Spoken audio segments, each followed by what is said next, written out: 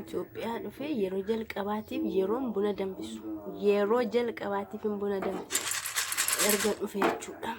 Erga dhufee waa tokko maa jedhee beeku har'a garuu buna danfisaa jira.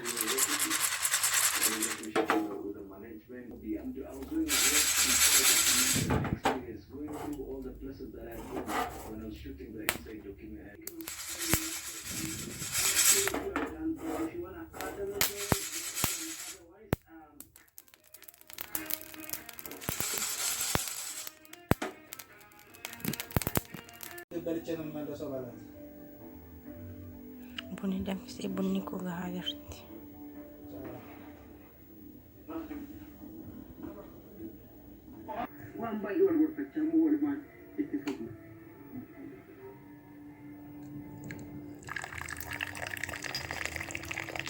Bichi baay'ee guddaadha.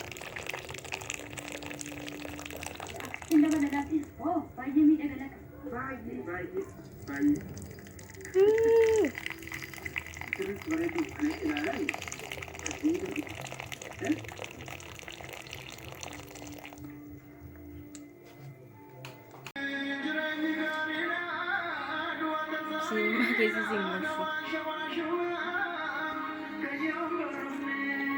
Badee baduu hin dhufa.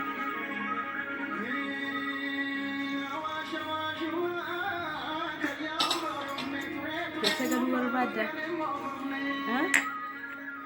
Keessa galuu barbaadda hin jedhu.